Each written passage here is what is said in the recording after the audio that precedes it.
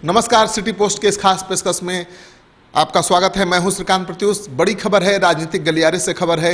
आपको हमने खबर दी थी कि नीतीश कुमार की पार्टी जेडीयू के मंत्रिमंडल में शामिल होने की संभावना है। जी हां, मोदी मंत्रिमंडल में शामिल होने की संभावना है।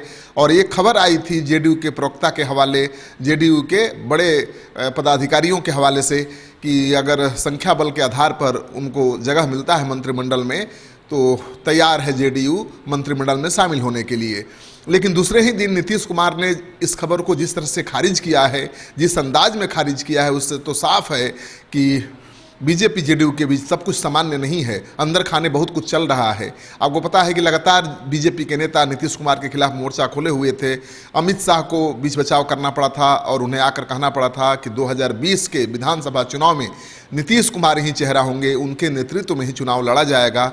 उसके बावजूद जिस तरह से दरौंधा में, सीवान जिले के दरौंधा विधानसभा क्षेत्र में जिस तरह से बीजेपी के कार्यकर्ताओं ने, बीजेपी के नेताओं ने जेडीयू के प्रत्याशी को हराने के लिए एड़ी चोटी का जोर लगा दिया और हराने में वो कामयाब भी हो गए। उसके बाद जिस तरह से बागी उम्मीदवार के जीत पर बीजेपी के और जेडीयू के नेता जश्न मनाते दिखे, उससे तो बात साफ हो गई कि भले बीजेपी जेडीयू का गठजोड़ है बिहार में, लेकिन बीजेपी जेडीयू के कार्यकर्ताओं का मन मिजाज बिल्कुल अलग है। यानी बीजेपी के कार्यकर्ता और स्थानीय नेता जेडीयू के साथ चलने को तैयार नहीं हैं। तो अब इसका क्या असर होगा दोनों के गठजोड़ पर, ये आने वाला समय ही बताएगा। लेकिन जिस तरह से खबर आई इस बीच की जेडीयू केंद्रीय मंत्रिमंडल में शामिल होगा, जेडीयू की मांग है कि संख्या बल के आधार पर उसको केंद्रीय मंत्रिमंडल में जगह मिले। जेडीयू ने पहले भी मंत्रिमंडल में शामिल होने से इनकार कर दिया था। उसके तरफ से कहा गया था कि बीजेपी मंत्रिमंडल में, यानी मोदी मंत्रिमंडल में जेडीयू केवल प्रतीकात्मक भागीदारी नहीं चाहता है। जेडीयू चाहता है कि जिस तरह से बीजेपी के 16 एमपी सांसद जीते हैं बिहार में और जेडीयू के 15 जीते हैं, और जितने मंत्री बिहार से बीजेपी के बनाए गए हैं उसी आधार पर जेडीयू को भी केंद्रीय मंत्रिमंडल में जगह मिलनी चाहिए। लेकिन बीजेपी ने मानने से इनकार कर दिया था और जेडीयू मंत्रिमंडल में शामिल नहीं हो सका था। और इसके बाद जो बयान आया पवन वर्मा का, जेडीयू के बड़े नेता हैं, उससे लगा कि अब सब कुछ ठीक ठाक हो गया है, फिर से जेडीयू केंद्रीय मंत्रिमंडल में शामिल हो सकता है। लेकिन नीतीश कुमार ने ही खबर को खारिज कर दिया है, तो अब अटकल लगाने का कोई मतलब नहीं है। और अब केसी त्यागी जो राष्ट्रीय महासचिव हैं पार्टी के, उन्होंने सफाई दी है। सिटी पोस्ट की संवाददाता नेहा सिंह से दिल्ली में बातचीत करते हुए उन्होंने कहा है कि पहले ही जेडीयू मंत्रिमंडल में शामिल होने के प्रस्ताव को ठुकरा चुका है। और जो खबर चल रही है कि बार्गेनिंग चल रही है, संख्या बल के आधार पर मंत्रिमंडल में जगह देने की बात चल रही है, इसमें कोई दम नहीं है। सुनिए केसी त्यागी ने सिटी पोस्ट के संवाददाता नेहा सिंह से क्या कहा है। सर, कल आपने कहा था प्रेस कॉन्फ्रेंस में कि अगर प्रोपोर्शनेट ऑफर मिलेगा केंद्रीय मंत्रिमंडल में तो आप जा सकते हैं, लेकिन हमारे सामने इस समय जेडीयू मंत्रिमंडल में शामिल हो इस तरह का कोई निमंत्रण नहीं।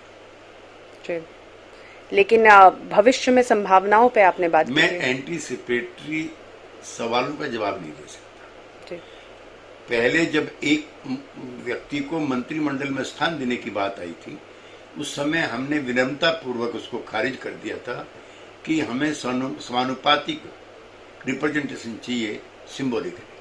सर, एक बात उठ रही है, ये बात कि आप दिल्ली में अपने आप को जितना स्ट्रांग कर रहे हैं उतना ही बीजेपी को नुकसान हो जाएगा, या हो सकता है कि आप लोग बीजेपी के ऊपर सिकंजा कसने की कोशिश कर रहे हैं। This type of statement is coming. Politics करते हैं, न डरा धमकाने की पॉलिटिक्स करते हैं।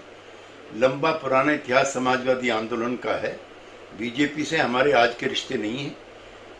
जनसंघ के कार्यकाल से, आपातकाल से लेकर के अब तक हम साथ काम करते हैं। हमारी विचारधाराओं में कुछ मुद्दे अलग अलग हैं, ना हम उनको दबाना चाहते हैं, ना हम उनको कमजोर करना चाहते हैं। तो केसी त्यागी के इस बयान के बाद मुख्यमंत्री नीतीश कुमार के द्वारा केंद्रीय मंत्रिमंडल में शामिल होने की खबर को सिरे से खारिज कर दिए जाने के बाद अब ये सवाल उठने लगा है कि क्या बीजेपी जेडीयू का गठबंधन आगामी विधानसभा चुनाव में कायम रहेगा? क्या दोनों दलों के बीच सब कुछ सामान्य है? क्या दोनों पार्टियों के कार्यकर्ता एक दूसरे को जिताने के लिए एड़ी चोटी का जोर लगाएंगे?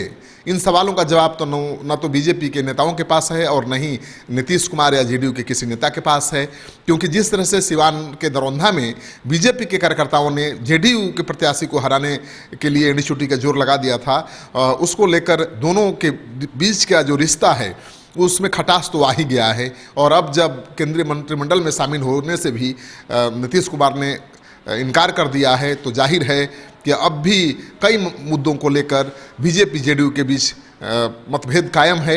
आपको पता है कि एनआरसी को लेकर भी बीजेपी जेडीयू के बीच घमासान जारी है। कई ऐसे मुद्दे हैं जिस पर जेडीयू सहमत नहीं है बीजेपी से। धारा 370 का उसने विरोध किया, 3 तलाक का विरोध किया, राम मंदिर विवाद पर भी जेडीयू लगातार कहता रहा है कि सुप्रीम कोर्ट के आदेश के अनुसार ही सब कुछ होना चाहिए। तो जिस तरह से जेडीयू लगातार अपने स्टैंड पर कायम है और बीजेपी के नेता अपने स्टैंड पर कायम हैं और एक दूसरे के खिलाफ बयानबाजी करते रहते हैं, उससे तो संशय बनना स्वाभाविक है।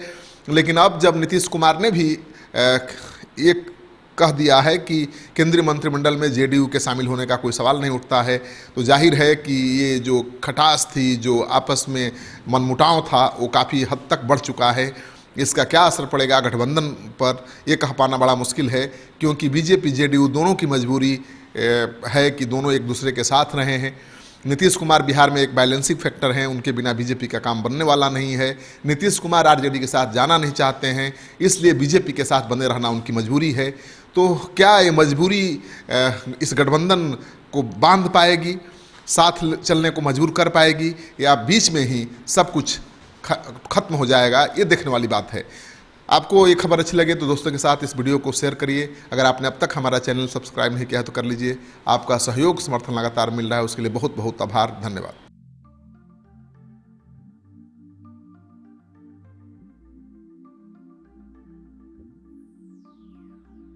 चलो चलते हैं।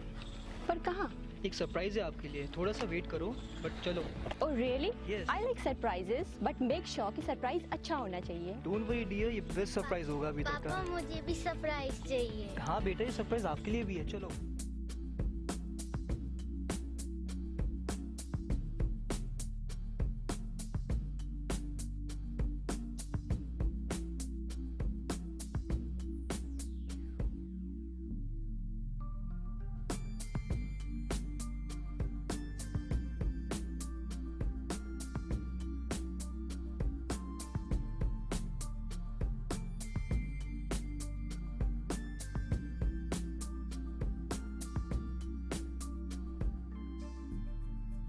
बताओ कैसा लगा?